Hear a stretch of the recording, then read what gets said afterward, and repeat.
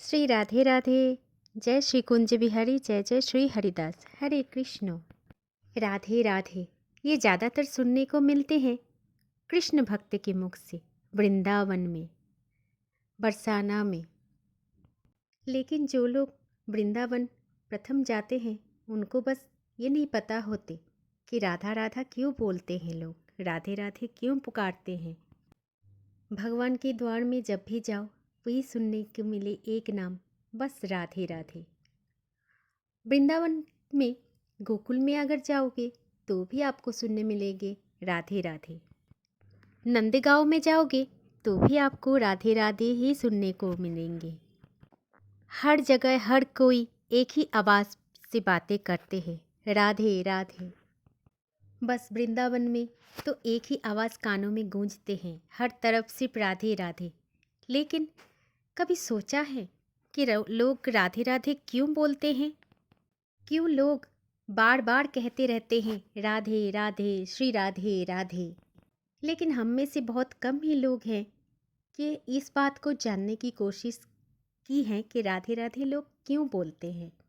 तो चलिए आज सुनते हैं कि वृंदावन में लोग राधे राधे क्यों बोलते हैं। गोकुल में, नंदगांव में, बरसाना में, हर तरफ राधे राधे क्यों रटा जाता है। ये कथा तो बहुत साल पहले की है। भगवान श्री कृष्ण के 3 अनन्य भक्त थे, 3 साधु थे, 3 संत। हमेशा कृष्ण नाम ही जाप करते थे। और इन तीनों में से एक थोड़ा वृद्ध हो गए थे और दोनों अभी जवान थे। ये 3 संत जब से अपने को जाना है तब से सिर्फ कृष्ण नाम का ही जाप करते रहते हैं। एक दिन इन तीनों के मन में एक विचार आया कि क्यों सब राधे राधे कहते हैं। वृंदावन में क्यों सब एक ही नाम का जप करते हैं, राधे श्री राधे, राधे राधे। राधा रानी तो बरसाना में रहते हैं, हमने तो कभी उनको देखा ही नहीं, कभी उनके महल तक गया ही नहीं। फिर एक दिन 2 साधु ने अपने मन ही मन निश्चय कर लेता है कि इस बार राधा रानी के दर्शन के लिए बरसाना चलेंगे। कृष्ण के अनन्य भक्त थे ये, जो भी भिक्षा में इनको मिलता था उन्हीं में अपना जीवन गुजारा कर लेता था और दिन भर कृष्ण कृष्ण कृष्ण कृष्ण जाप करता था। दुनिया की कुछ भी चीज़ों से कोई मोह माया नहीं था। किसी दिन अन्न मिल जाते तो खा लेते थे, अगर किसी दिन नहीं मिलते तो रूखी सूखी ही कृष्ण नाम का जाप कर लेते थे। एक दिन बरसाना जाने के लिए प्रस्तुति ले रहा था तो जो वृद्ध साधु संत बाबा थे वो उसने कहा कि हमने सुना कि बरसाना राधा रानी की महल तो बहुत ऊंचाई पे है, वहाँ पर तो बहुत ज़्यादा सीढ़ियाँ चढ़नी पड़ती हैं। मैं तो अभी बूढ़ा हो गया हूँ और मेरे अंदर इतना हिम्मत भी नहीं है कि मैं उतना सीढ़ियाँ चढ़ के श्री जी का दर्शन करने के लिए जाऊँ। मैं तो बस यही से श्री जी का मानसिक पूजा कर लूँगा। लेकिन तुम दोनों मेरे शिष्य जरूर जाना श्री जी के महल, तुम दोनों जरूर मिलकर आओ श्री जी से। दोनों ने एक बात पर निश्चित निर्णय लिया कि जब बरसाना जाएंगे भिक्षा नहीं मांगेंगे। क्योंकि भिक्षा इसलिए नहीं मांगेंगे क्योंकि वो तो श्री जी का घर है, श्री जी का महल है वहाँ पर, और हम तो ठहरे ठाकुर जी का भक्त। ऐसे ही बातें सोचते सोचते दोनों साधुएं बरसाने की तरफ चलने लगे। लेकिन चलते चलते साधुओं को बहुत देर हो गया था और भूख भी लग गया था। अब कोई भी अगर थोड़ा बहुत कुछ दे देते तो उसी से उनका भूख निवारण हो जाता, लेकिन किसी से भिक्षा नहीं मांग रहे थे। एक समय आया जब एक साधु ने दूसरे साधु से पूछा, बहुत भूख लगी है, अब क्या करें, किसी से थोड़ा बहुत कुछ मांग ले क्या? तो दूसरे ने कहा कि नहीं, हम भिक्षा नहीं मांगेंगे। अरे हम ठाकुर जी के यहाँ से आए हैं, इसीलिए हम तो राधा रानी जी के मेहमान हुए ना, क्या उनको अच्छा लगेगी कि हम ठाकुर जी के मेहमान उनके नगर में आके भिक्षा मांगेंगे? तुम देख लेना, श्री जी हमारे लिए कुछ ना कुछ इंतज़ाम खुद करेंगे, ये विश्वास है मेरा। हम क्यों किसी से मांगे, हम तो श्री जी का मेहमान हैं। इतना चिंतित मत हो, चलो हम श्री जी से मिलते हैं और देखते हैं श्री जी हमारे लिए क्या सोच कर रखे हैं। ऐसे सोचते सोचते दोनों संत बाबा राधा रानी के महल के पास पहुंच गए। सीढ़ियाँ भी चढ़ लिया। थक गए थे दोनों संत बाबा, ऊपर से भूख भी बहुत जोर से लगा था। ऐसे ही सीढ़ियाँ चढ़ते चढ़ते ऊपर पहुँचे राधा रानी के महल। फिर राधा रानी की दर्शन भी की। इधर भूख तो बहुत जोर की लगी थी दोनों संत बाबा को, लेकिन कहीं भी कुछ भी नहीं मिला इनको, और इधर किसी ने कुछ भी दिया नहीं इन लोगों को। एक तरफ भूख था, दूसरी तरफ श्री जी का दर्शन करके दो संतें एकदम से तृप्त हो गए। मन एकदम प्रसन्न हो गया। दोनों संत बाबा को बेहद आनंद भी आ गया, क्योंकि संत बाबा ने तो पहली बार श्री जी का दर्शन किया। कहते हैं कि जो भी व्यक्ति राधा रानी की अटारी पर जाते हैं उनको सुकून मिल जाता है। वहाँ पर ऐसा मनमोहक हवा का झोंका चलता है कि आदमी अपना दुख और परेशानी चाहे कितना भी जीवन में हो, सब कुछ राधा रानी के चरण में जाके विलीन हो जाता है। सारी थकान मिट जाते हैं। फिर दोनों साधुएं अटारी पर आकर विश्राम करने लगे। देखते देखते रात्रि भी हो गई, लेकिन दोनों साधु बाबा ने किसी से कुछ मांगा नहीं, ऐसे भूखे ही सो गए श्री जी के अटारी पर ही। इधर देर रात श्री जी की जो सेवा करने वाला गोस्वामी है उनको स्वप्न आता है, और स्वप्न में राधा रानी जी आकर बोलते हैं, गोस्वामी आज मेरे अटारी पर मेरे दो मेहमान आए, लेकिन वो दोनों तो भूखे ही सो गए। मेरी अटारी पर वो दोनों भूखे पेट सो रखा है, आपने इतना भी ध्यान नहीं दिया कि कोई मेरी अटारी पर भूखा सो रहा है। फिर गोस्वामी जी ये बात सुनकर श्री जी से क्षमा मांगी और श्री जी से कहा, श्री जी मुझे तो इस बात का कुछ पता ही नहीं है।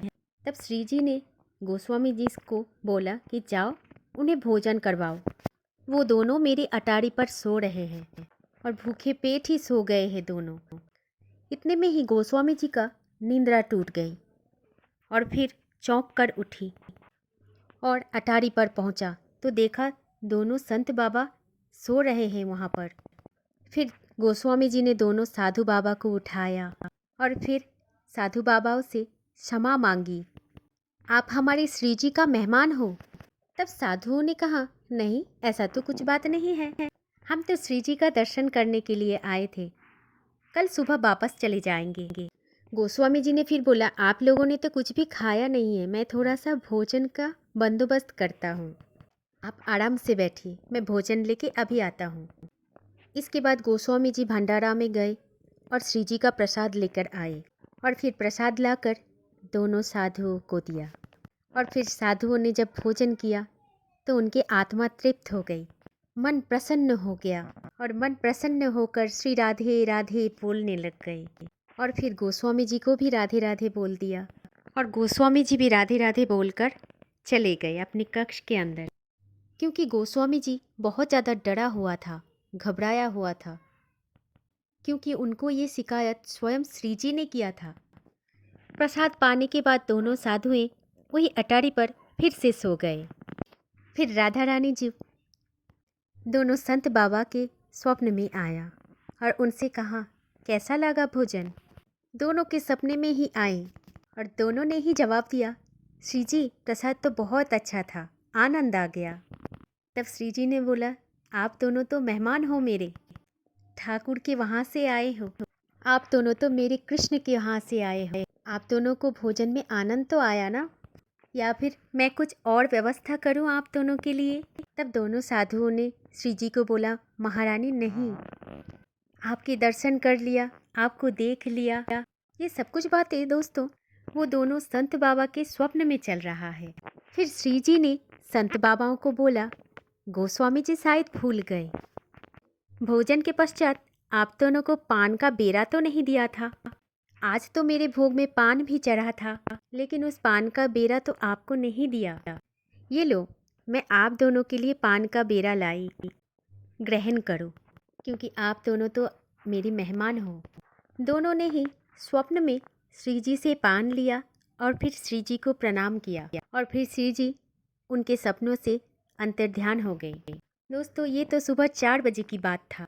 फिर अचानक से दोनों की एक साथ ही निद्रा खुल गई और फिर उन दोनों ने एक दूसरे की तरफ देखा और दोनों के मुख से एक ही बात आया था कि श्रीजी आई थी सपने में, हमें पान दिया।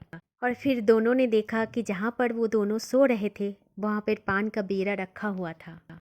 ये तो वही पान था जो श्रीजी ने दोनों की स्वप्न में आकर दिए थे। फिर दोनों ने पान को ग्रहण किया और जोर से राधे राधे बोल उठे।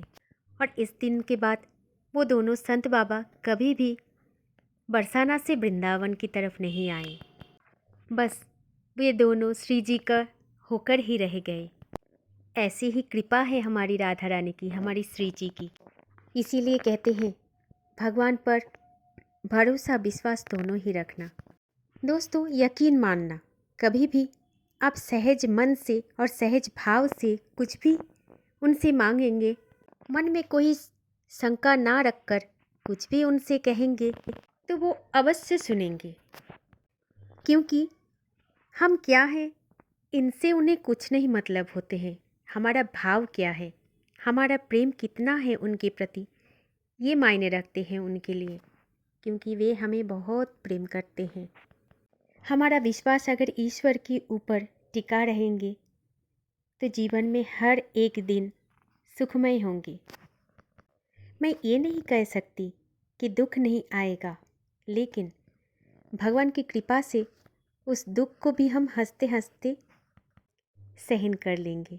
दुख का कोई एहसास नहीं होगा, बस एक भरोसा होगा, कुछ भी हो जाए भगवान तो है हमारे साथ, श्री जी तो है हमारे साथ।